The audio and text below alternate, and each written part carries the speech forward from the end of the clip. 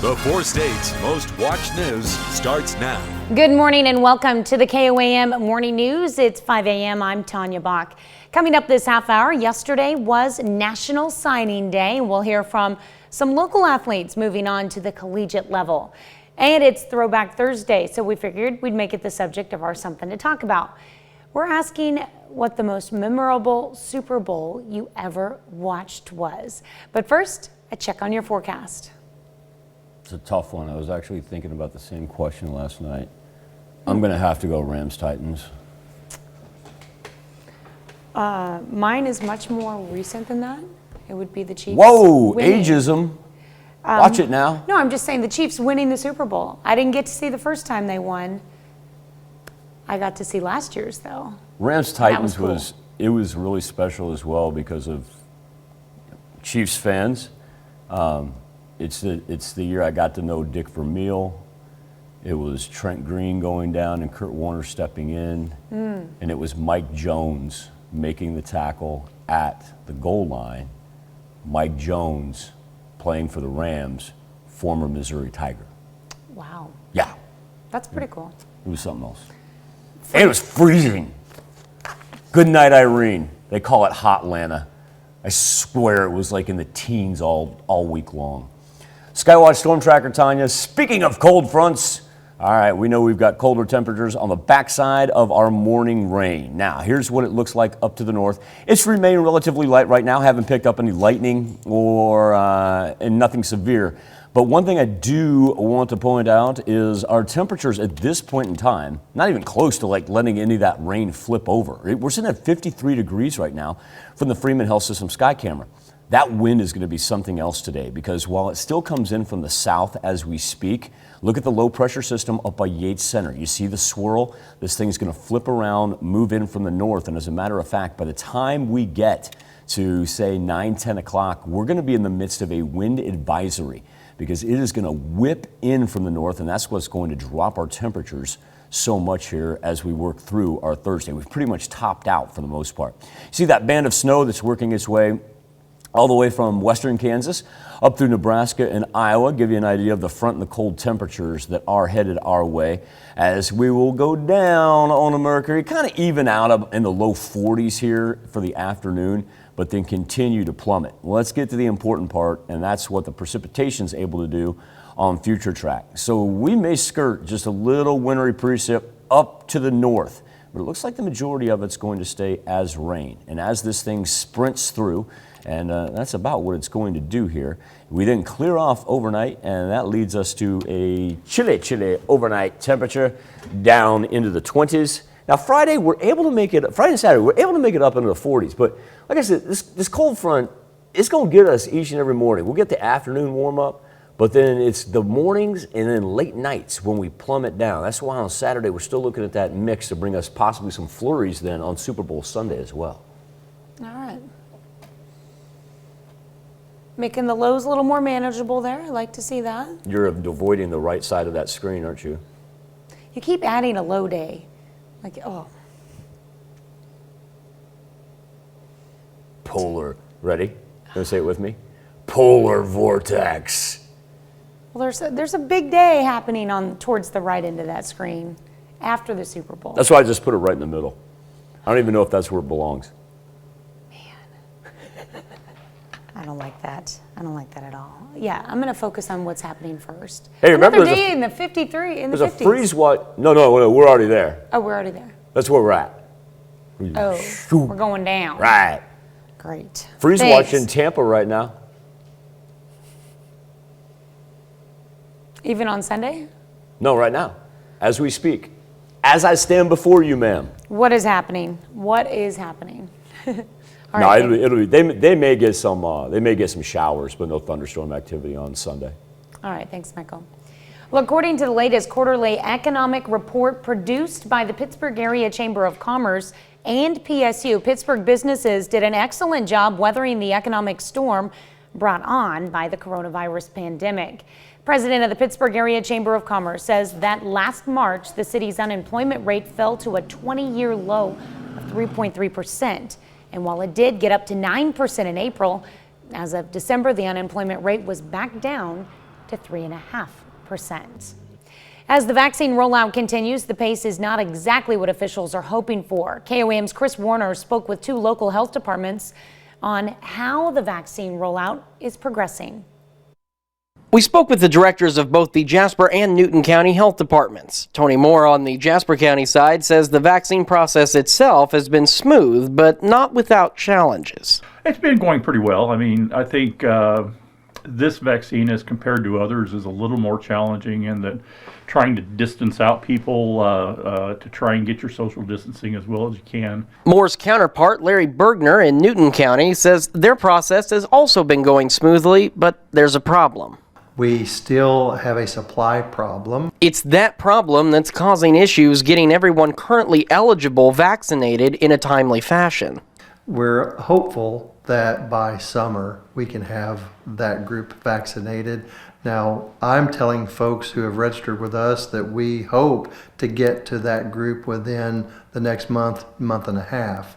I agree with Larry. I believe, depending on supplies, it could take several months. The federal government says that they plan to get more vaccine to pharmacies across the country, which both agencies are hopeful will help increase the number of people vaccinated. Yes, that is a hope that more providers will be coming online and that the vaccine will be distributed more broadly so that we have more opportunity within each county and each city within the county for those folks to get vaccinated without having to drive a great distance. I'm Chris Warner for KOAM News.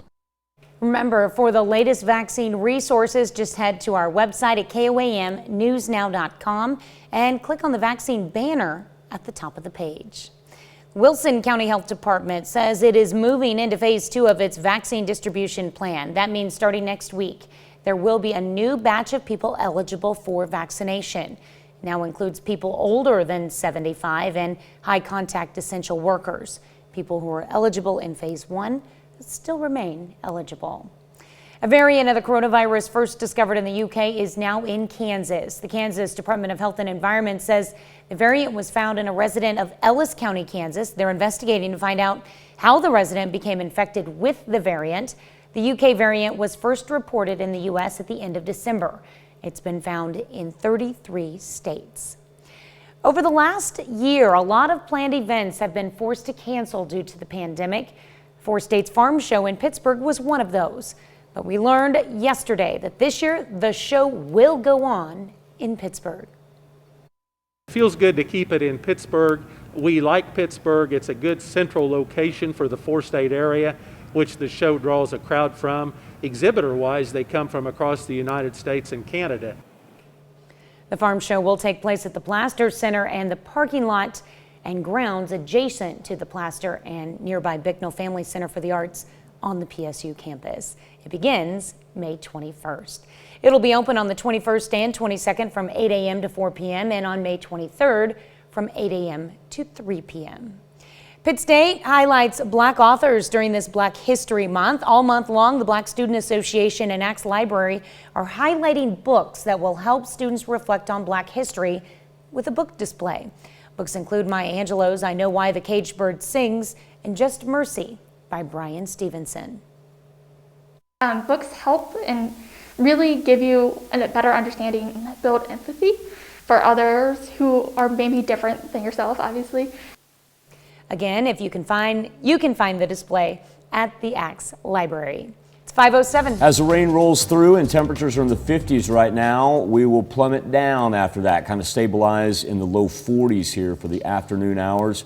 Looks like the wintry mix and snow, those are going to clip our far northern counties, clear off overnight, and then get ready for a chill in the air tonight and tomorrow as our overnight lows down into the 20s. That's a look at this morning's top stories and weather in our first 7 minutes. Coming up on the KOAM Morning News, the latest on the pandemic. With the Super Bowl days away, experts worry that people will gather and coronavirus cases will surge. I'm Deborah Alferone in Washington with their warning and progress being made on a relief bill. Plus, a look at the precautions being taken both on and off the field in preparations for the big game. And 6 seniors signed to play college football at Joplin High School. We'll have some of the local highlights from National Signing Day. You're watching the KOAM Morning News. More real news in the morning. We'll be right back.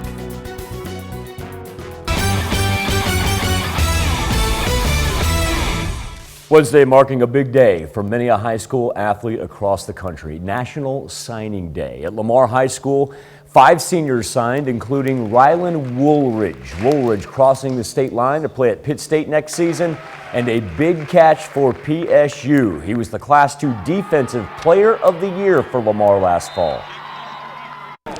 My goals are to have a good starting position on the line over there at Pitt State and be able to lead the team to a successful season. Woolridge helped the Tigers win the Class II state title last year. He is a 3-time all-conference selection. At Joplin High School, another big signing class, 6 Eagles playing football at the next level. That includes 3 Nathan Glades, Scott Lowe, and Trayshawn Thomas, all headed to Missouri Southern. Of course, there's going to be a new head coach at MSSU, whoever it is. These guys excited to lay the foundation for success at Southern.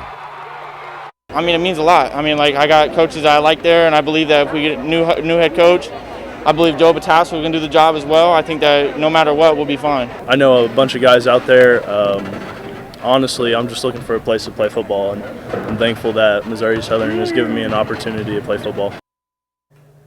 Kansas City Chiefs, Tampa Bay Buccaneers, just 4 days away from Super Bowl 55 as the Chiefs aim for back-to-back titles, while Tampa tries for its first championship since 2002. Chiefs quarterback Patrick Mahomes dealing with a little bit of a toe injury still. Picked that up early on in the AFC divisional game all the way back against the Browns, but Mahomes says it's almost about perfect. He expects to be 100% by the time Sunday rolls around. Now, coming up in our next half hour, you have a chance to put your football knowledge to the test and win some real money. Run It Back Trivia is what we call it, right after Nation Watch. We're going to ask 3 different trivia questions, and you can answer those from the comfort of your own home. It's very similar in nature to our KOAM Insta poll, except this time you go to KOAMnewsnow.com/trivia.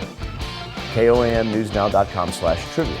And it's not just if you get it correct, but how quickly you get it. Faster you answer it, more points you get. And the winner gets a $50 gift card. Just don't forget to fill out that form afterwards so we know who to send the gift card to. Again, Run It Back Trivia kicks off after Nation Watch. If you're around 6:35, you're going to have plenty of time to play. And if you don't win, don't worry. We got one more of these left on Friday. Still to come on the KOAM Morning News, mapping coronavirus variants. The war against COVID-19 is turning into a battle against mutations. I'm Roxana Saberi with how scientists in the UK are leading the charge to find new strains of the virus and how the US needs to catch up. And to check on our 7-day forecast for the KOAM Morning News Report.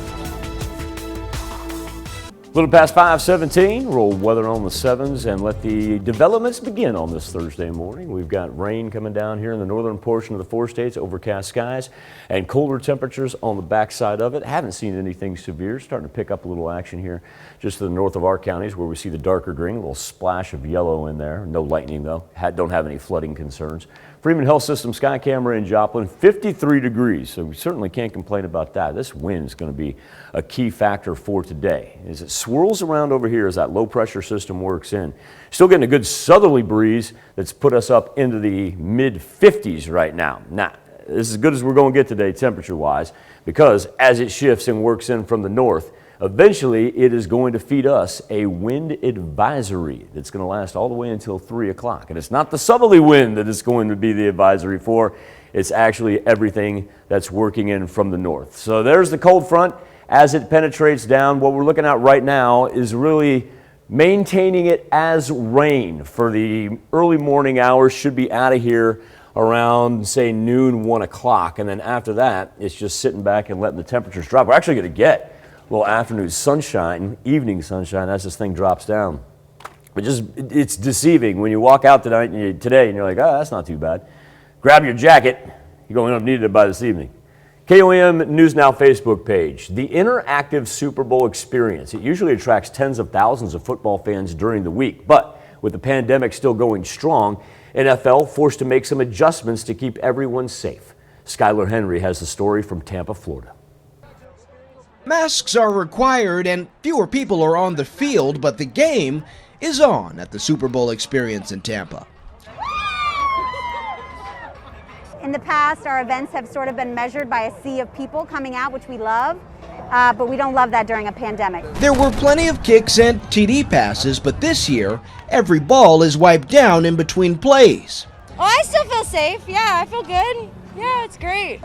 Besides limiting the number of people allowed inside of the Super Bowl experience, there are even more precautions. Volunteers reminding people to social distance when possible, and automatic hand sanitizers like these throughout the park.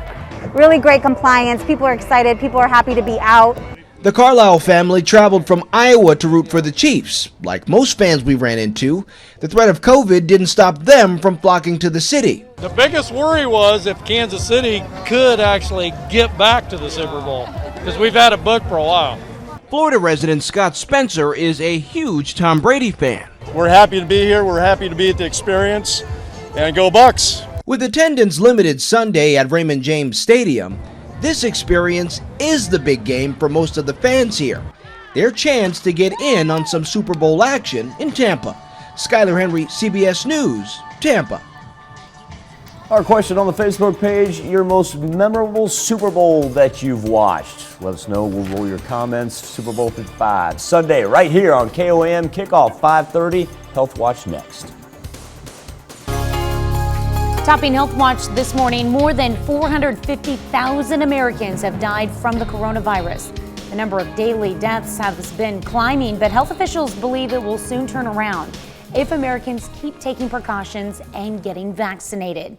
Deborah Alfarone is on Capitol Hill with more on that, plus the latest on President Biden's relief bill.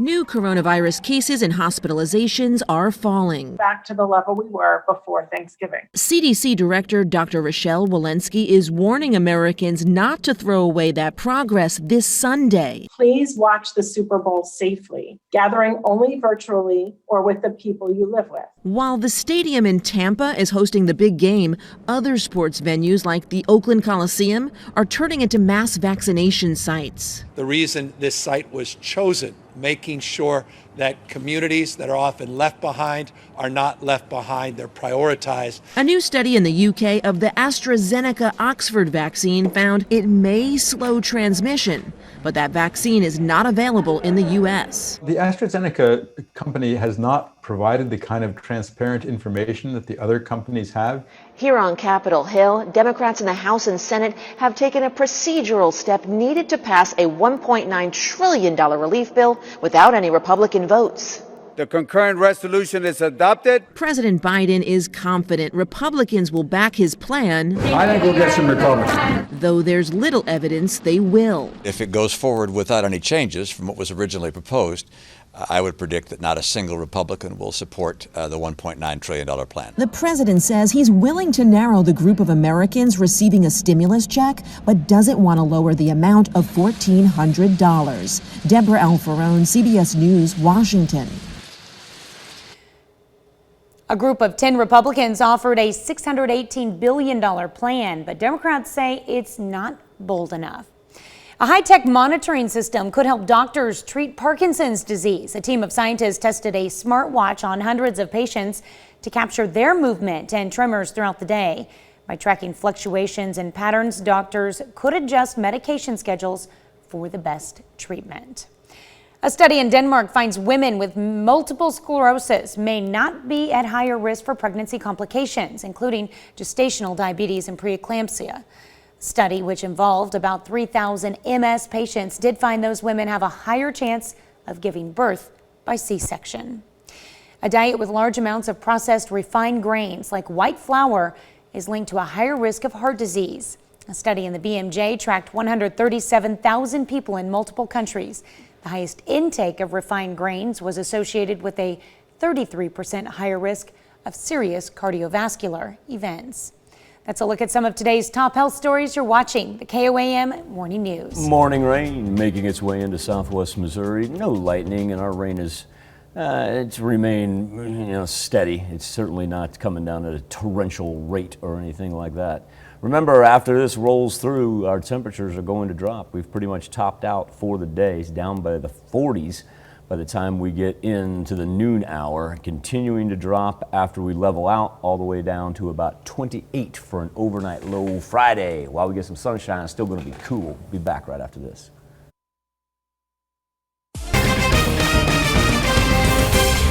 We look at the impact of the pandemic on Pittsburgh's economy, plus why the pace of the vaccine rollout nationwide is sluggish. And the latest after a more contagious strain of the coronavirus is found in Kansas. The 4 states' most watched news starts now.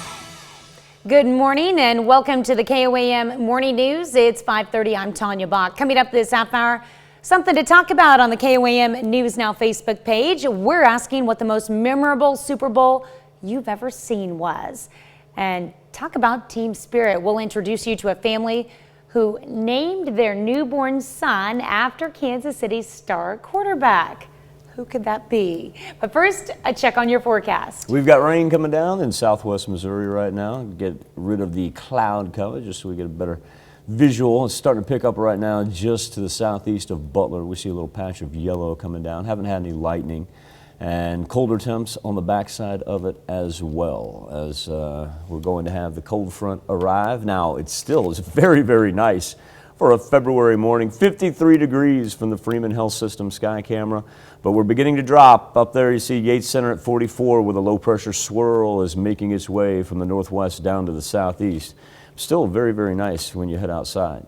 Key factor for today is not going to be our south wind that's warming us up. It's going to be the north wind that is on its way. We'll end up with wind advisories here by the time we get into the afternoon hours. We'll run those from about 9 a.m. to 3 p.m. So for the bus stop forecast, throw some rain up there for the kiddos just to play it on the safe side. And remind them when they look at you and roll their eyes and say, I don't need a coat, it's not cold out, that when they get home, it's going to be in the low 40s with a wind chill that's going to be in the mid 30s. Just a friendly reminder for everybody. We'll see a little wintry mix clip the far northern counties. It's not going to be widespread. Overnight lows all the way down into the 20s. We'll have wind chills that'll probably be in the teens here by the time we start the show tomorrow. All right. Whew. Better pull that winter coat back out. Oh, wait, I never put it away. Yeah. I'm still wearing it. You're not going to want to by the time we get through the weekend and the next week. For sure, for sure. All right, thanks, Michael. Well, according to the latest quarterly economic report produced by the Pittsburgh Area Chamber of Commerce and PSU, Pittsburgh businesses did an excellent job weathering the economic storm brought on by the coronavirus pandemic. President of the Pittsburgh Area Chamber of Commerce says that last March, the city's unemployment rate fell to a 20-year low of 3.3%. And while it did get up to 9% in April, as of December, the unemployment rate was back down to 3.5%. Our labor force numbers increased. Sales tax collections for 2020 were actually up over 2019. We had several expansion projects. If you'd like to take a look at the latest Pittsburgh metropolitan area economic report, we put a link to it in this article on KOAMnewsnow.com. As the vaccine process continues to roll on, supply shortages are slowing the overall progress. The administrator of the Newton County Health Department says the vaccination process has been moving smoothly. Despite that, the lack of available vaccine supplies slowing their ability to get those currently eligible vaccinated. We're hopeful that by summer we can have that group vaccinated. Now, I'm telling folks who have registered with us that we hope to get to that group within the next month and a half. For the latest vaccine resources, just head to our website, KOAMnewsnow.com, and click on the vaccine banner at the top of the page. A variant of the coronavirus first discovered in the UK is now in Kansas. The Kansas Department of Health and Environment says the variant was found in a resident of Ellis County, Kansas. They're investigating to find out how the resident became infected with the variant. The UK variant was first reported in the U.S. at the end of December. It's since been found in 33 states. Downtown Pittsburgh is getting a fresh coat of paint, several coats. Local artist Jenna Spencer is planning 4 new murals. You might have seen her work before. She's the creator of the Greetings from Pittsburgh mural on the side of the Pittsburgh Area Chamber of Commerce. Spencer's trying to nail down 2 locations, but we know the other 2 murals will be at Copy Products and Strawberry Moon on Broadway. I'm definitely growing as I go along. So, and it's a learning process. Everyone I do, I learn a little bit more. I've done some different styles. So I'm definitely, honing my craft as I go.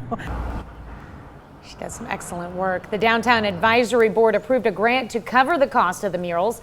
They hope to establish a permanent grant program in the future. Love that. Most of us will view the Super Bowl at home on our couch, but some lucky Chiefs fans are able to make the trip to Tampa and watch the defending champs in person. Reporter Nathan Vickers caught up with some and has their story.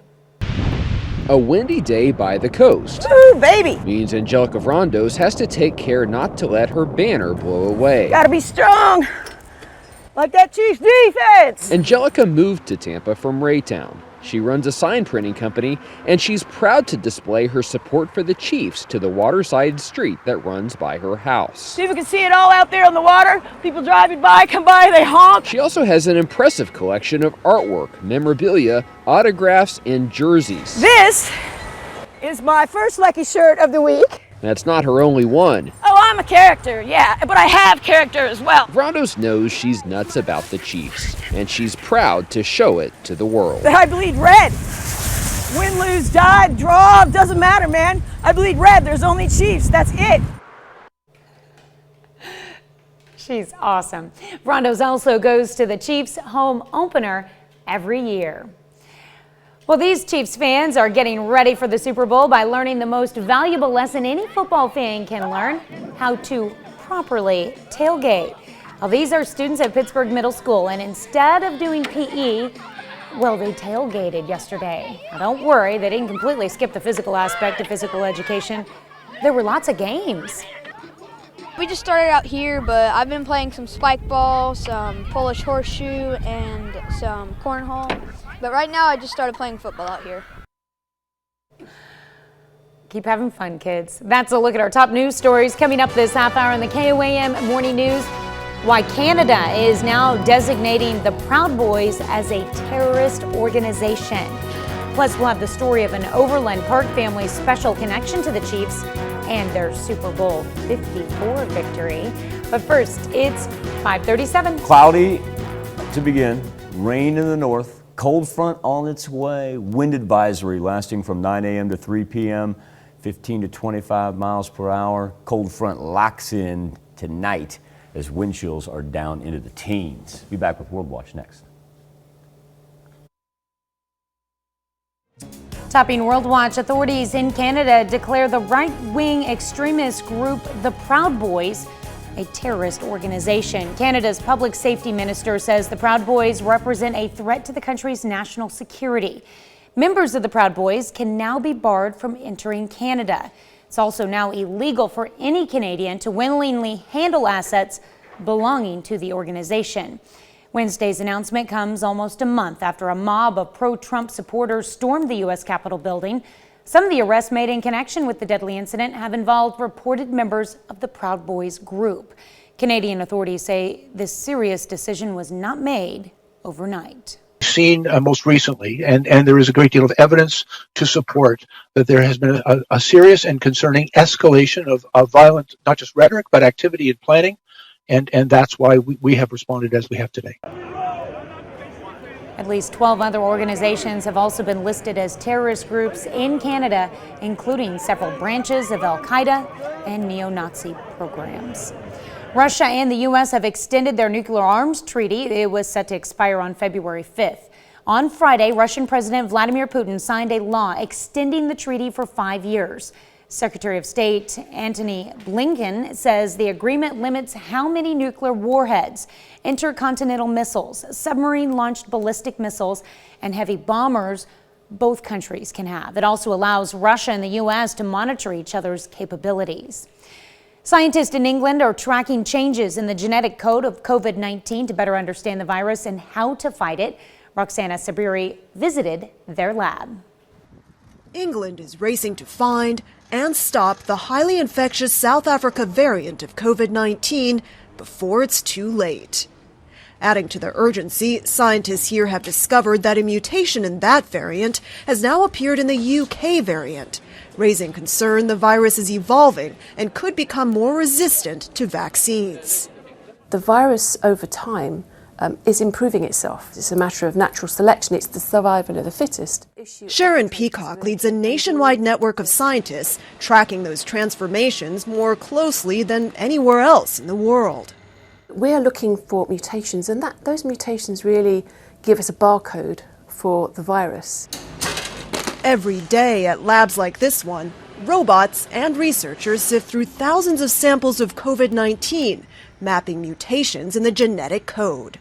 This is the sequenced genome, down here, and this is individual patient samples. Last November, they spotted something alarming. 23 mutations, mainly in the spike protein of the virus, allowing it to latch onto cells more tightly, making it much more contagious. That means, for example, if 10 people with old variants of the virus could infect 13 others, now they could infect around 20. That's really important because more people can get sick and therefore more people are likely to die simply from the burden of disease. As what's since been dubbed the UK variant has swept across the world, the US and many other nations have tightened travel restrictions. Germany and Austria now mandate medical-grade masks in most public places, and the UK has imposed a third nationwide lockdown. As COVID-19 mutates, scientists here say the world also needs to do more genetic sequencing like this. They say in these efforts, the US needs to catch up. The U.S. sequences less than 1% of new samples, compared to around 10% in the U.K., meaning many dangerous mutations may be missed. So these variants could be more widespread than we know? Very likely, and I think that sequencing is going to be vital in detecting that.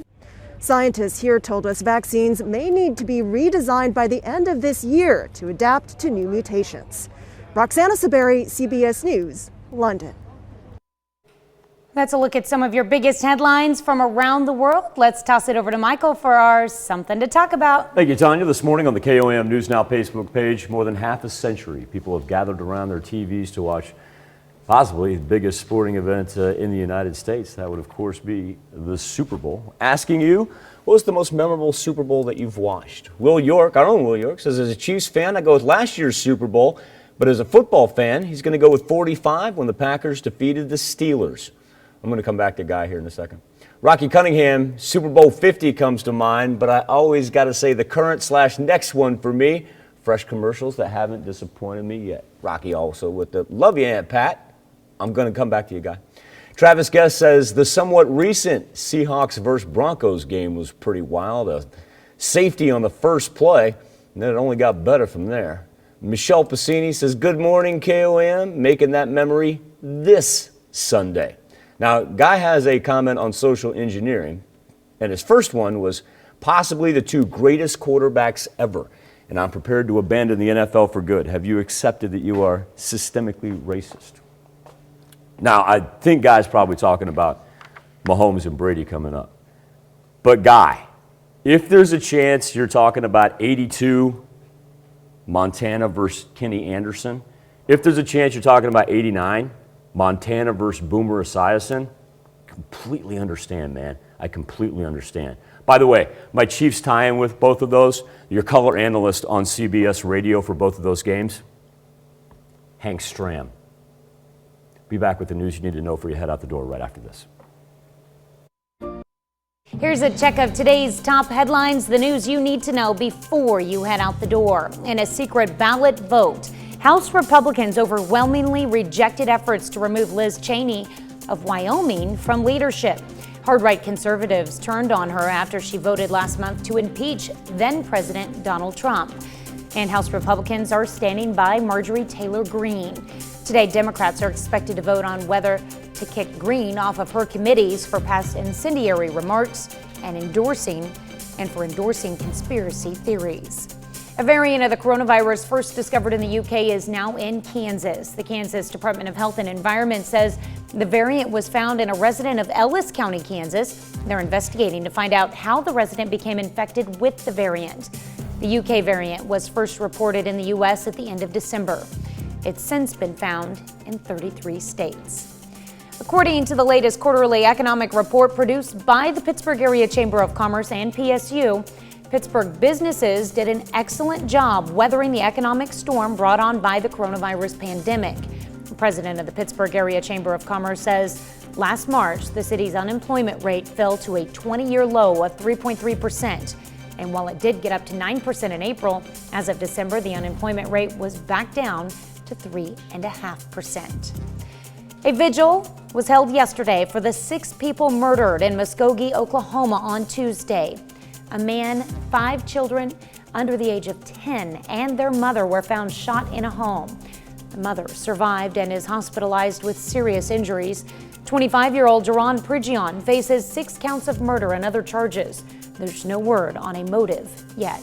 That's a check of today's top headlines, the news you need to know before you head out the door. Overcast skies to begin our Thursday with rain rolling through the northern part of southwest Missouri. Haven't seen any lightning associated with it, but we are picking up a splash of yellow every now and then, so it's beginning to intensify, not widespread. The big factor is going to be the cold front on the backside of this system. You can tell by the color contour as the swirls work.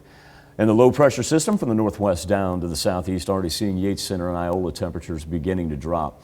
Stabilize in the 40s this afternoon, and then overnight dropping down into the 20s. Going to wake up tomorrow with wind chills back into the teens and a little bit of a cool weekend. The second consecutive Super Bowl for the Kansas City Chiefs is special for so many fans. But for one family, a Chiefs Super Bowl appearance will always be tied to something a little more special. Ariel Rothfield tells us their story. It has been a year and not much has changed. There's red and gold, and the Chiefs are back in the Super Bowl, with Patrick a year older and a year more experienced. But we're not talking about that Patrick. He tracks the game and he loves watching it and he loves playing football. We're talking about this Patrick, born February 2nd, 2020. They actually wheeled her into the post-op area about 10 minutes before kickoff. The Steppies are a Chiefs family through and through. It was just kind of one of those things where fate just kind of took over. Last year, Mom and Dad placed a bet. All right, if I go into labor during a Chiefs game, we'll name him Patrick. Right on cue, this little champion delivered, even throwing his hands up for a touchdown, gaining the attention of the Patrick Mahomes. Hey, Kyle and Heather, appreciate the support. Love the baby's name, and hopefully he's a good football player as I am. Already, Mom and Dad say Patrick's mastered his entrance, and like the rest of the family, he's ready for the big game. See, this game is going to be such a monumental game. In more than one way. While Super Bowl 54 was Patrick's day, Super Bowl 55 is his older brother's day. Vince will turn 7 this Super Bowl Sunday. We got 2 Steppy boys, and both of them will be having back-to-back Chiefs Super Bowl birthdays. And hopefully 2 back-to-back wins. Yeah, they not only have one boy born on a Super Bowl day, but they've got 2. That's cool. That's really sweet. Pretty cute kid, though, don't you think, Michael? Yeah. I had to laugh earlier because I was talking about quarterback matchups and whatnot, and Guy Hans's comment about 2 best quarterbacks going at it all time, and that very well may be the case. There, I got it. That very well may be the case on Sunday with Mahomes and Brady, but I'm going to tell you why I was just over here chuckling just a second ago, and it was thanks in part to Guy's message and me thinking about former Super Bowls and then a former Chief popping up. Oh. But before we get there, you know how much time we've got left until the Super Bowl, Tanya? We're getting close. 3 days, 11 hours, 34 minutes, 40 seconds. Reason I know that is on the front page of KOAMnewsnow.com. We have our kickoff countdown to the big game, sponsored by our good friend at Aaron Sachs and Associates. So whenever you go to KOAMnewsnow.com, all you got to do is take a quick glance at the very top, and it continues to get us to kickoff 5:30 on Sunday right here on KOAM. Now, if you flip over to the KOAM News Now Facebook page, our Chief Spirit Week continues. We're calling this Throwback Thursday. We want your memories and how long you've been supporting the Chiefs. You got some of those old school jerseys and accessories that you've collected over the year, memorabilia. And the reason I was laughing is because I was talking earlier, just kind of joking about guys' posts. I was like, maybe that quarterback matchup was Kenny Anderson and Joe Montana, or Boomer Esiason and Joe Montana. And I flip on the KOAM News Now Facebook page, and look who's staring me in the face. It's like I can't get away from him. And I've been trying to for years. At least he wore number 19. Be back with more KOAM Morning News right after this. Here's the rain that we've got in the northern portion of southwest Missouri. It certainly isn't widespread, but it's an indicator that we know the colder temperatures are coming on the backside of this, as we'll stabilize in the 40s here later on this afternoon, and then overnight drop back down into the 20s. All the latest on the Skywatch weather app. We look at the impact of the pandemic on Pittsburgh's economy, plus why the pace of the vaccine rollout nationwide is sluggish, and the latest after a more contagious strain of the coronavirus is found in Kansas.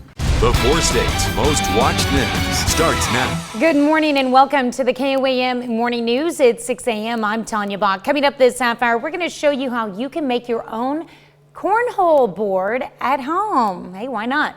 And a little bit later, we're challenging you to run it back trivia. Be sure to tune in after Nation Watch and participate for the chance to win a $50 gift card. But first, a check on your forecast. Lightning's been able to stay off to the east of us. We are picking up rain throughout northern part of southwest Missouri, kind of isolate there where we're seeing a good bit of it come down in between Butler and Clinton, but it has gotten on the east side of I-49 right now, so really no travel concerns. Our eyeballing the snow out in central Kansas there, but shouldn't be able to make it our way. Probably flip back over to rain by the time it gets here because we're off to an extremely warm start. Freeman Health System Sky Camera sits at 54 degrees. Now we know we've got the cold front working in. Neodesha now down to 41 as well. It's working in from northwest to southeast. We're seeing everybody up to the northwest. Temperatures drop, and we're also seeing the winds begin to flip around, work in from the northwest. As a matter of fact, we're going to have a wind advisory that's going to last all the way until 3 p.m. Not the southerly winds, though. It's the cold front. The north winds are going to work in. Sunrise at 7:18, but it is going to be mostly cloudy. As the front drops us on the mercury, we'll stabilize in the 40s this afternoon, low 40s, high 30s, low 40s, and then clear off. And so we'll actually have sunshine on Friday, but much cooler temperatures here to end the week than certainly what we experienced from Monday through Wednesday. All right. You pointed out something very key earlier. Yeah, that 53 for our high today, we've already done it. Ooh. Technically, that's the high for today.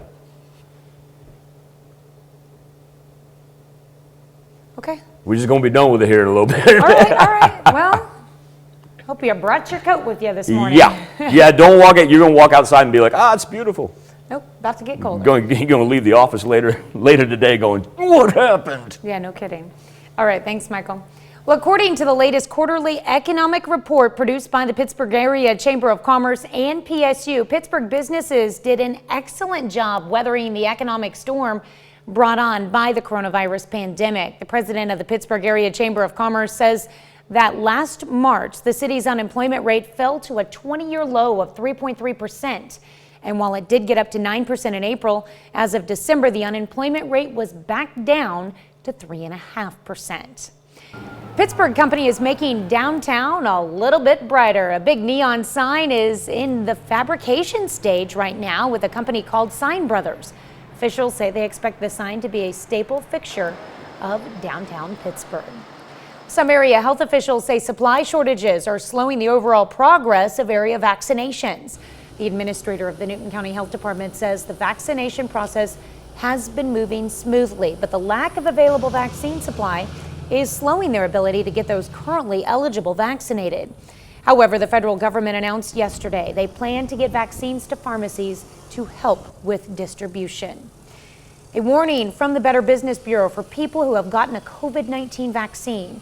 Don't post any pictures of a vaccine card you received showing you're vaccinated. There have been cases of people using these cards and selling them online with a new name. The BBB says this type of scam is happening in Great Britain right now, but if it can happen overseas, it can happen here. A variant of the coronavirus first discovered in the UK is now in Kansas. The Kansas Department of Health and Environment says the variant was found in a resident of Ellis County, Kansas, and they're investigating to find out how the resident became infected with the variant. The UK variant was first reported in the U.S. at the end of December. It has since been found in 33 states. Authorities have charged a man in Muskogee, Oklahoma in a fatal shooting that left 5 people dead, including 5 children and a man believed to be the suspect's brother. Sarah Whaley reports. Shock, disbelief, a great deal of sadness. From police. It's going to be tough to deal with. To the community. Shouldn't have. I feel for them all. These children's faces are hard to see. Their lives thoughtlessly and brutally taken in a matter of seconds, shot to death.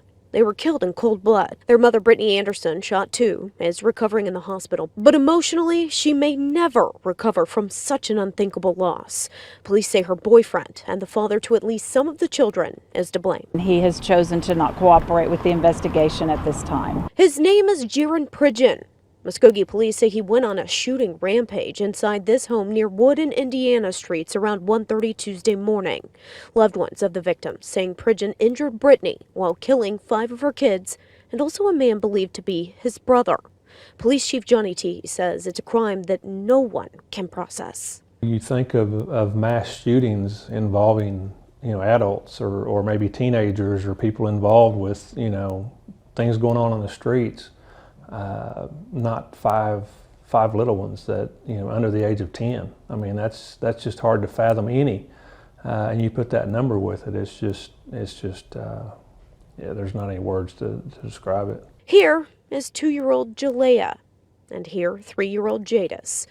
This picture now, although a few years old, of Brittany with her other 3 children who are now gone. Nevaeh, 6 years old, Harmony 5, and Cadence 9. Brittany's family says 3 more of her kids, who were also in the home, were unharmed.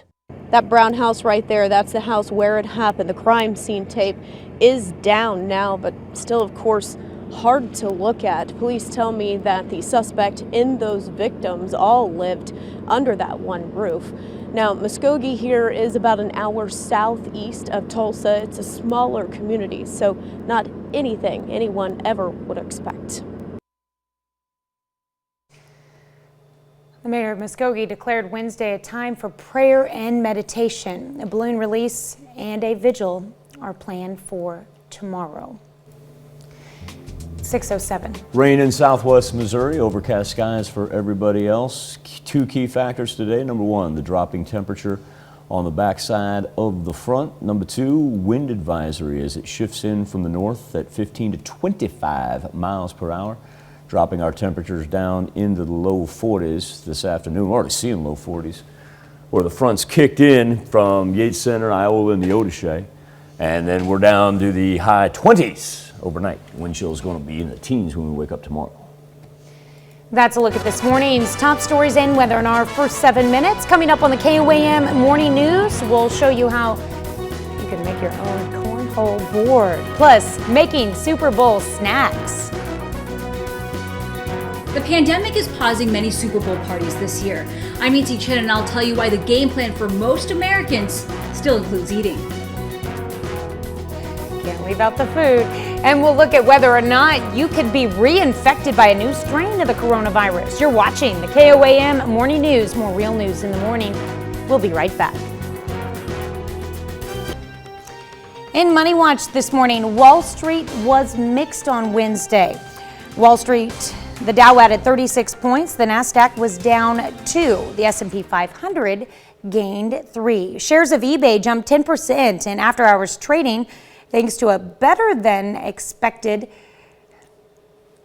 earnings report. The e-commerce giant reported $2.9 billion in revenue and says it will emerge stronger after the coronavirus pandemic thanks to the increase in online shopping. Now, during the holiday shopping season, eBay saw an increase in sales of luxury watches, sneakers, and refurbished gifts. American Airlines says 13,000 employees may be furloughed. The company blamed increased international travel restrictions for slowing demand. The airline industry received billions of dollars from the coronavirus relief packages to keep its employees on payroll, but that agreement expires April 1st. Comcast is kicking its internet service into high gear for some of its customers. The company says its Internet Essentials plan will double its speed, but without extra fees. The download speed will go up from 25 to 50 megabytes per minute. Customers will start to see the difference on March 1st. Internet Essentials plan mostly targets low-income families and costs $9.95 a month. Comcast says it wants to address digital inequalities, and the need to do that has never been greater. Super Bowl isn't just for football. Eating during the Sunday Showdown has become its own national pastime. And even though the pandemic is keeping many people from gathering for the game this year, Americans still plan to chow down. Nancy Chen explains. Find all kinds of food at the Anchor Bar in Buffalo, New York, but it's best known for one dish. The Anchor Bar has been around since 1935, and of course in 1964 invented the buffalo chicken wing. Chicken wings are a Super Bowl staple, and the big game is usually big business at Anchor Bar's 14 locations nationwide, just not this year. The restaurants really took a major hit all throughout the pandemic. The National Retail Federation says only 28% of people plan to go to a party or a bar for the game, a record low in the survey's history. But some 186 million Americans will still be watching. And whether it's alone or in smaller groups, they plan to spend more than $10 billion on food and beverages. Anchor Bar is seeing some of that money. Shipping orders for the famous wings are soaring. It's the busiest week ever we've had in the history of shipping wings. It's not just wings that people want. Americans are also picking up chips and snacks. Just because you're not with your friends doesn't mean you're going to stop eating. That's right. That's right. Mike Del Pozo is with Frito-Lay, which sells a number of recognizable brands. The company is anticipating a 21% increase in snacking over last year's Super Bowl Sunday. They're producing 70 million pounds of snacks this week alone. Snacking has been accelerating quite a bit throughout the pandemic. People are snacking about 40% more than they did prior to, and we anticipate that'll continue through the Super Bowl. No matter who wins on Sunday, it appears America's love of food will remain undefeated. Nancy Chen, CBS News, New York. That's it for Money Watch. Coming up in our next half hour, you can have a chance to put your football knowledge to the test and win some real money. It's Run It Back Trivia right after our Nation Watch segment. We'll ask 3 different trivia questions, which you can answer from the comfort of your own home. It's just like the KOAM Instapoll, except this time you go to KOAMnews.com/trivia. The person who answers, not just the correct answers, but the fastest, will win a $50 gift card. And don't forget to fill out the form afterwards so we know who to send it to. Again, Run It Back Trivia will kick off right after Nation Watch. So make sure you're tuned in around 6:35. You should have plenty of time to play. And if you didn't win this time, don't worry. We'll be doing this one more time tomorrow morning. We'll be right back.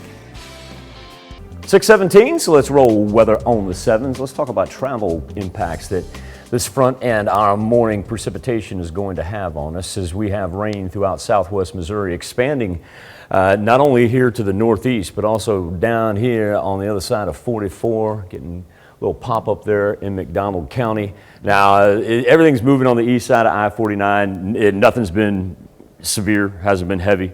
Lightning has really stayed throughout central Missouri. Last strike we had actually just moved on the other side of the screen. So impact's limited right now, but I am paying attention to what's out here in central Kansas.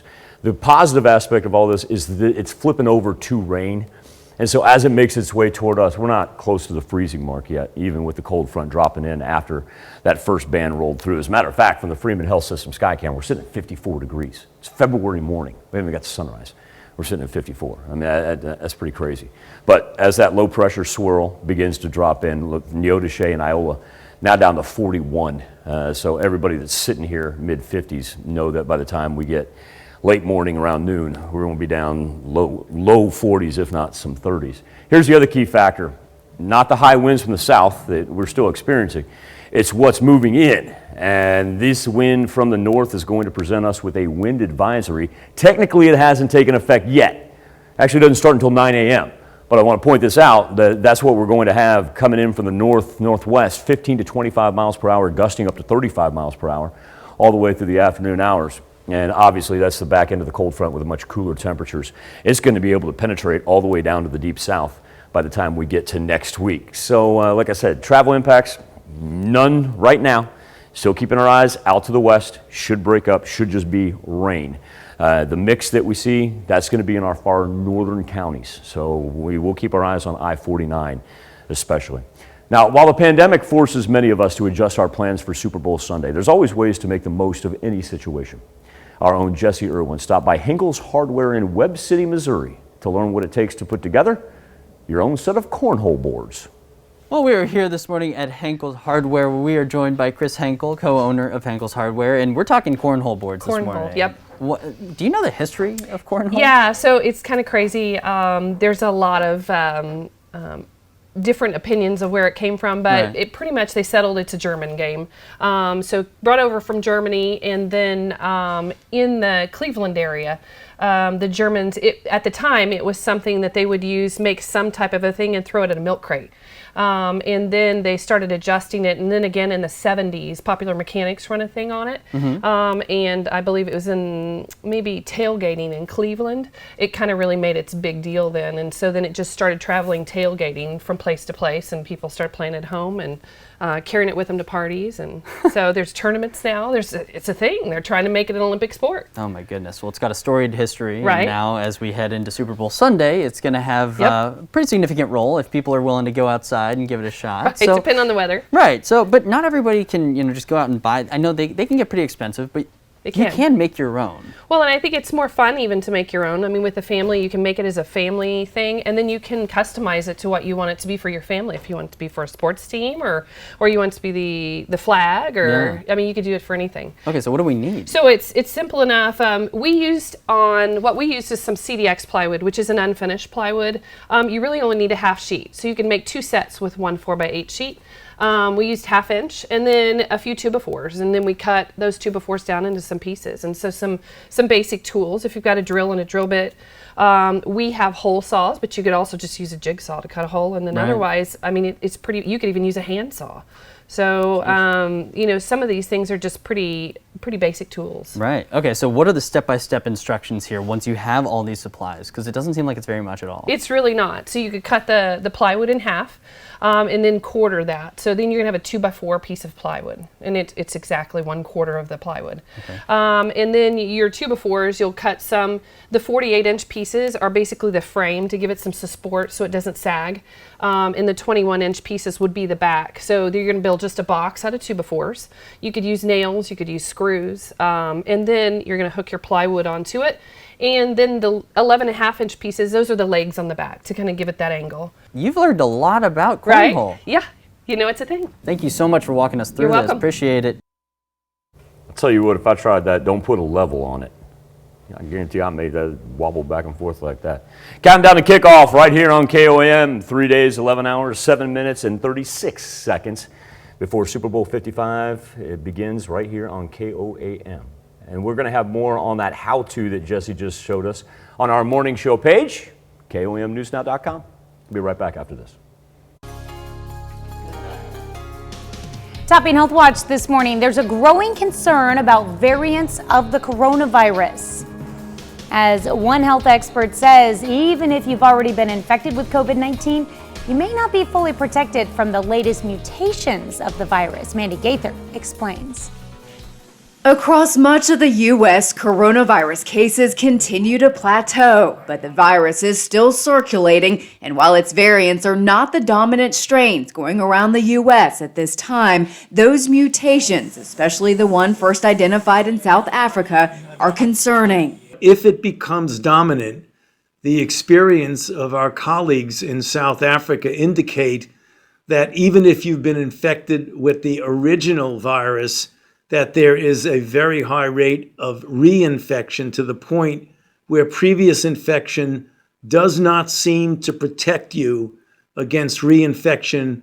Health experts say it's as important as ever to get as many people vaccinated for the coronavirus as quickly as possible. Even though there is a diminished protection against the variants, there's enough protection to prevent you from getting serious disease, including hospitalization and deaths.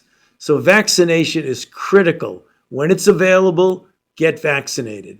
But the vaccines aren't the only keys to slowing the spread of COVID-19. We also don't know for sure if the vaccines protect against transmission. So can a person who's been vaccinated actually transmit a virus to another person? And so wearing masks, keeping social distancing, washing hands are still really critically important while people are getting vaccinated as well. For Health Minute, I'm Mandy Gaither. So far, the South African virus variant causing the most concern has been identified in at least 2 states, South Carolina and Maryland. A new study finds weekly rapid coronavirus testing can cut infections by 50% in high schools and 35% in primary schools. These figures were the result of weekly antigen testing of all students, teachers, and staff. Study notes social distancing reduces transmission by an estimated 88%.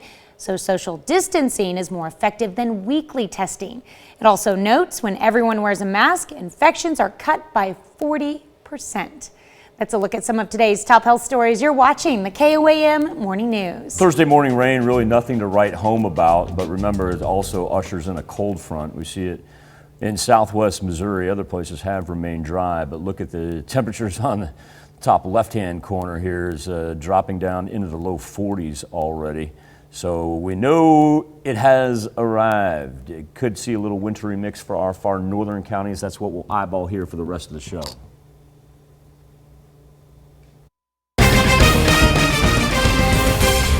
We look at the impact of the pandemic on Pittsburgh's economy, plus why the pace of the vaccine rollout nationwide is sluggish, and the latest after a more contagious strain of the coronavirus is found in Kansas.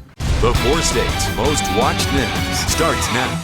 Good morning and welcome to the KOAM Morning News. It's 6:30. I'm Tanya Bach. Coming up this half hour, why the statements of a Georgia congresswoman have created some fighting in the GOP. And after our Nation Watch segment, we're giving you the chance to test your football knowledge with Run It Back Trivia. You can participate for the chance to win a $50 gift card. All you need to do to play is to go to KOAMnewsnow.com/trivia. But first, to check on your forecast. Now, we've got rain coming down here in southwest Missouri. It is pushing off to the east right there. No travel concerns. So we're really going to kind of focus back on what's out to the west here, because that band of snow that's flipping back into rain throughout central Kansas is pushing our way along with the much colder temperatures.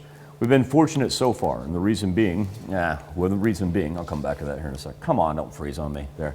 Our temperature's well above freezing right now, as we've been able to maintain 50-degree temperatures where the majority of the rain was in southwest Missouri. But top left-hand corner, we are seeing the drop begin, down to 42 in both Neodesha and Iola, compared to where they started out, about 48 degrees here earlier this morning.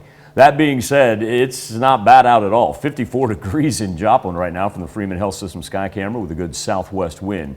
But, excuse me, wind is going to be a key factor today.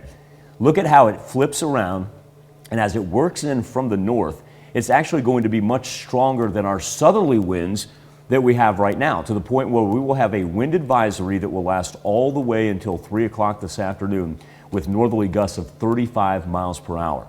So as the temperatures continue to drop as we head toward the noon hour, we stabilize around the high 30, low 40 degree mark and ride that into the evening hours. But then after the sun goes down, back down to the high 20s for an overnight low. Factor in that north wind. Going to feel like the teens by the time we wake up tomorrow morning. Cold is here to stay, even though we rebound and have daily highs in the 40s and 30s. Look at the right-hand side, the old polar vortex. Overnight lows of 12 and 8 for Monday, Tuesday, Wednesday. Okay, we'll take that. We'll be prepared for it. It's going to be cold. A little bit. We've been so talking about the rain and the cold front. Saturday, real fast, begins as rain in the afternoon, and then as we drop down to that overnight low of 17, that's where we see it flip over. Eventually some snow showers, but I want everybody that time period there where it turns into the freezing rain. That's what I want everybody to be careful of Saturday evening. All right. You've been warned. All right, thanks, Michael. According to the latest quarterly economic report produced by the Pittsburgh Area Chamber of Commerce and PSU, Pittsburgh businesses are weathering the economic storm brought on by the pandemic. KOAM's Mike Mahoney spoke to the chamber president and a Pittsburgh business owner to learn more. The year 2020 was a rough one for the American economy, but according to the latest quarterly economic report produced by PSU and the Pittsburgh Area Chamber of Commerce, the city of Pittsburgh handled the tough times like a champ. Our labor force numbers increased. Sales tax collections for 2020 were actually up over 2019. We had several expansion projects. But that doesn't mean things were perfect in Pittsburgh. The report says the city experienced 34 bankruptcies in the 12-month period ending last September, and the city also lost a local favorite pizzeria as Gusano's permanently closed its doors. But there was no shortage of businesses who came out on top in 2020, and one of them was Riggs Chiropractic, who, despite the pandemic, still moved into a newly renovated Pittsburgh location. We were very fortunate that people really saw chiropractic as essential and a necessity, and we were able to grow through all of that. We didn't have to cut any of our staff. We never cut 1 hour due to the pandemic. In fact, Riggs was able to hire last year, bringing in 2 new doctors, and they're hoping to bring in another one in the coming months. As for the city as a whole, the president of the Pittsburgh Area Chamber of Commerce credits the Paycheck Protection Program for helping city businesses survive, but he says that's not the only reason for the positive economic report. I've got to give a lot of credit to our local residents for supporting local businesses. Pittsburgh is always great about that, but our residents really seem to understand the added importance of supporting local businesses during such a challenging year. In Pittsburgh, Mike Mahoney, KOAM News. To see the latest Pittsburgh micropolitan area economic report, you can click the link to it on in this article on KOAMnewsnow.com. Joplin Health Department reports 7 more deaths attributed to COVID-19. The patients were 4 females ages 74, 85, 86, and 91, and 3 males ages 75, 78, and 89. 2 were long-term care residents, including the 91-year-old female and 89-year-old male. This brings Joplin's total COVID-19 attributed death count to 122. Newton County Health Department reports 3 more deaths, 2 females, one in her 60s and one in her 70s, and a male in his 80s. This brings Newton County's total deaths to 76. To find updated COVID statistics for other communities in the area, you can go to KOAMnewsnow.com. Some area health officials say supply shortages are slowing the overall progress of area vaccinations. The administrator of the Newton County Health Department says the vaccination process has been moving smoothly, but the lack of available vaccine supply is slowing their ability to get those currently eligible vaccinated. However, the federal government announced yesterday they plan to get vaccines to pharmacies to help with distribution. Yes, that is a hope that more providers will be coming online and that the vaccine will be distributed more broadly so that we have more opportunity within each county and each city within the county for those folks to get vaccinated without having to drive a great distance. For the latest vaccine resources, just head to our website, KOAMnewsnow.com, and you can click on the vaccine banner at the top of the page. Variant of the coronavirus first discovered in the UK is now in Kansas. The Kansas Department of Health and Environment says the variant was found in a resident of Ellis County, Kansas. They're investigating to find out how the resident became infected with the variant. UK variant was first reported in the U.S. at the end of December. It's since been found in 33 states. Well, as we get closer to another Chiefs Super Bowl victory, don't forget your 4-legged family members. They need some swag to cheer on the defending champs. At least that's the hope of pet boutiques like Posh Dogs in Joplin. They're looking to cash in on Chiefs fandom, even if those fans chase their own tail. That's a look at our top news stories coming up this half hour in the KOAM Morning News. An unprecedented vote in Congress. A historic vote could strip a controversial congresswoman of her committee assignments. I'm Deborah Alfarone in Washington with the fallout over Marjorie Taylor Greene. And after that, we're challenging you to run it back trivia with a winner getting a $50 gift card. To participate, you'll need to go to KOAMnewsnow.com/trivia. But first, it's 6:37. Cold front is on the move. Our temperatures will continue to fall until we stabilize in the high 30s, low 40s around the noon hour. So far, just some rain through southwest Missouri. Still paying attention to the far north for a chance for a wintry mix. We'll be back right after this. Topping Nation Watch this morning, Democrats today are set to hold a historic vote to remove Republican lawmaker Marjorie Taylor Greene from her committee assignments. Greene has embraced radical conspiracy theories and calls for violence against Democrats. Some on Capitol Hill are saying today's vote could play a major role in defining the future of the Republican Party. Deborah Alfarone explains from Washington.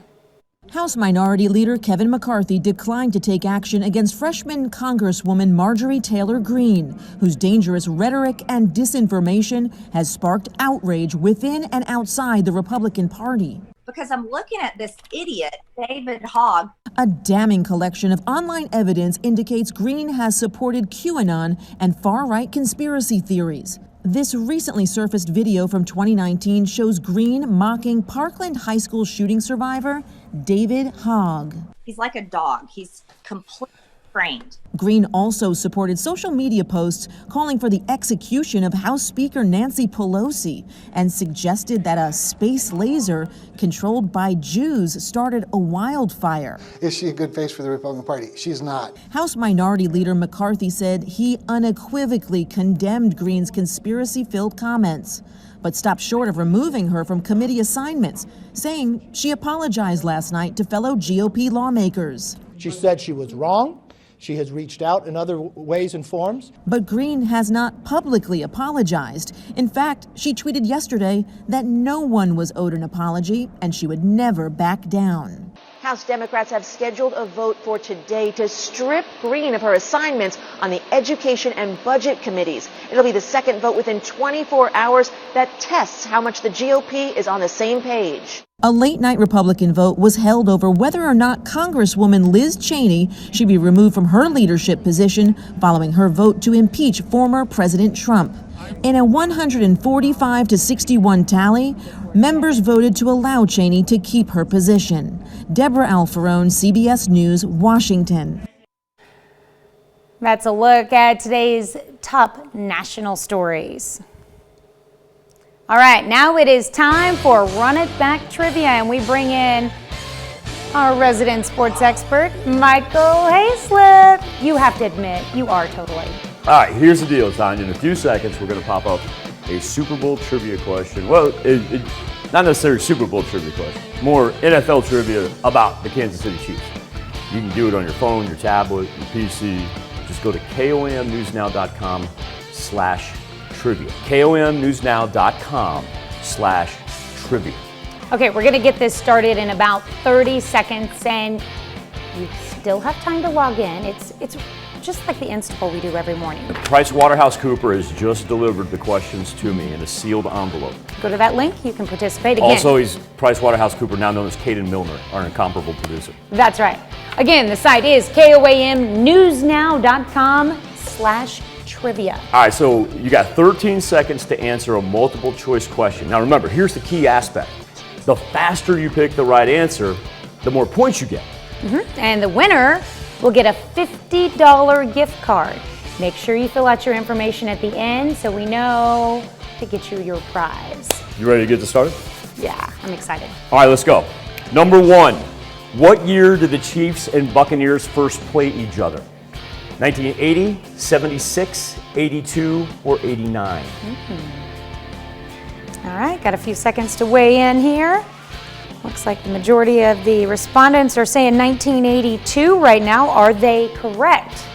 No. In 1976, the inaugural year of the Tampa Bay Buccaneers. As a matter of fact, you know who's on that team? Leroy Selman, Eufaula, Oklahoma native and legendary Oklahoma Sooner. See, resident sports expert Michael Hayslip. That was their one win that year. They would lose the rest of their games. Okay. 1-4. Okay, so what year was that? What was the final score? Number two.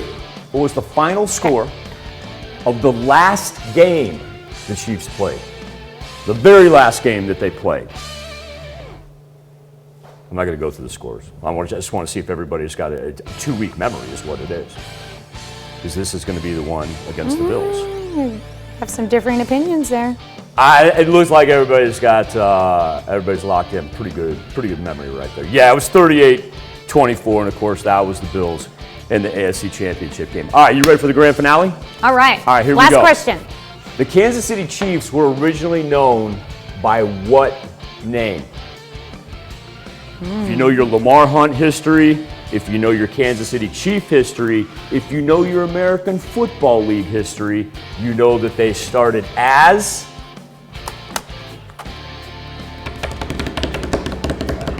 Dallas Texans. There you go. That's because Lamar Hunt wanted to move the team from Chicago to Dallas. He couldn't. He then asked the NFL for a team in Dallas. The NFL said no. He said, watch this. I'm going to start what's known as the American Football League. Boom. Off to KC. All right. History was born. All right, so we've got a winner. Our winner is, remember, we do usernames here, or viewer names. And that's why you got to fill out that form. So 6338, viewer 6338, was that right? Yeah, 6338. There's our final scoreboard as well. Number one, congratulations. And thank you all who played. Your engagement this week has just been great. We've seen this expand exponentially. It's been so cool. So make sure you fill out that form. Hey, for those of you who finished second through myself, let's just say I was down. Let's just say I didn't make the screen. We got one more chance. We're going to roll this out again one more time tomorrow for that $50 gift certificate. And thank you all for playing. We're going to come back, celebrate birthdays and anniversaries right after this. We take this time to honor today's four-state hero, Senior Chief Petty Officer Meldon Strickland, a member of the United States Navy, a craft master and salvage diver. He served during the Korean and Vietnam Wars. His hometown, Erie, Kansas. We are proud to salute Meldon Strickland, our four-state hero. With Wilder Roth. I'm digging that hat, Wilder. That's too cool, man. I like that. He's celebrating the big number 2, and he is in Columbus. All right, and we've got Callie Cleland. Yeah! Part of the Cleland Cattle Company there. Looks like she's got her own horse. 7 strong for Callie in Arma, Kansas. Happy birthday, Miss Callie. Zoe Hess, she is celebrating her 12th birthday with one of her good friends right there. Happy birthday to Zoe. She is in Iowa. And we got Lainey Wilson. Lainey celebrating her entrance into the teenage years. What a really cool action photo That's there. a cool picture Love it. right there. Lainey's in Carthage. That's really cool. Kennedy Allen, she is 18 years old. Kennedy wants you to have a marvelous birthday. I'm digging that hat too. Well done. She is in the knack. All right. And we've got Josh Horton turning 45 years old. Josh is in Oronogo. Rhonda Cunningham, we want you to have a marvelous 63rd birthday, Miss Rhonda. Rhonda, she is in Fredonia. Yeah, and we've got Deborah Humble, turning 66 years old this year. Deborah is in Weir, Kansas. We're going to run out to Girard, where we're going to celebrate Maxine Allen's 83rd birthday. Have a wonderful day, Miss Maxine.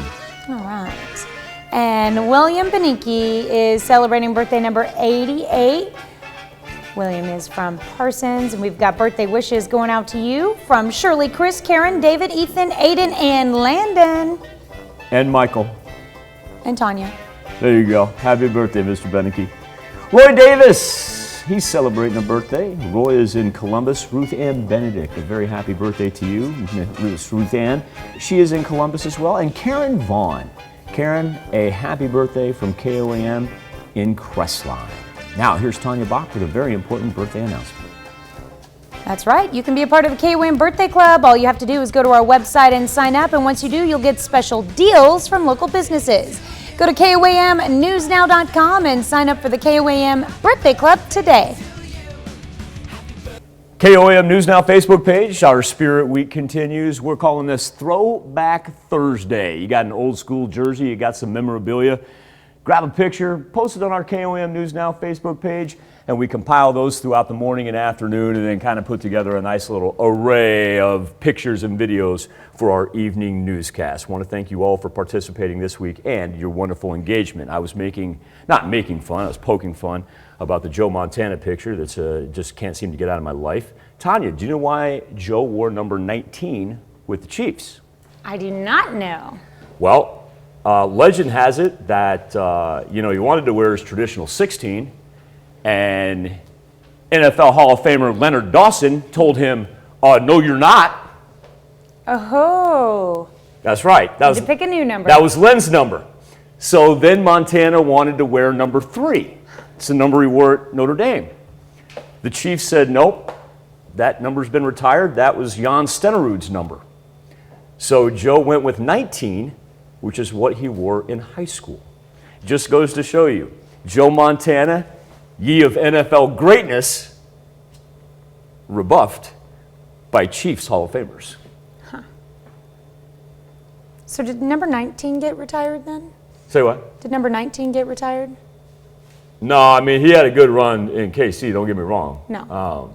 I didn't think it did. No. That 16 in San Francisco is retired, I know that. There you go. All right, thanks, Michael. Here's a check of today's top headlines, the news you need to know before you head out the door. In a secret ballot vote, House Republicans overwhelmingly rejected efforts to remove Liz Cheney of Wyoming from leadership.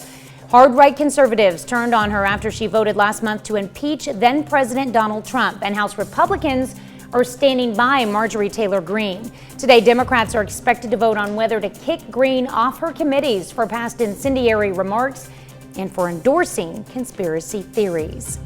A variant of the coronavirus first discovered in the UK is now in Kansas. The Kansas Department of Health and Environment says the variant was found in a resident of Ellis County, Kansas. And they're investigating to find out how the resident became infected with the variant. The UK variant was first reported in the US at the end of December. It's been found now in 33 states.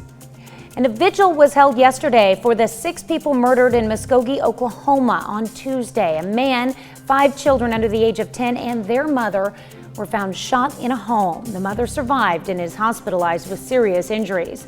25-year-old Jerome Prigion faces 6 counts of murder and other charges. That's a check of today's top headlines, the news you need to know before you head out the door. Not much rain left in southwest Missouri. It's kind of pushed off to the east, and that's why we'll continue to concentrate on what's moving in from the west as our temperatures do continue to fall down into the low to mid 40s there in the far northwest, considering that we're still mid 50s throughout much of southwest Missouri. Remember, mercury continues to drop all the way down to the 30s and 40s by the noon hour today, and overnight low is going to drop into the 20s. So Tanya, I'll tell you what we'll do is flip on over with us on Fox 14. We'll pay attention to what's out there in central Kansas, make sure it stays as rain as it approaches us with the cold front. I want to thank you all for joining us here on the KOAM Morning News. Have a great, safe, wonderful Thursday. We'll do this all again tomorrow. And we're going to do it again today at noon.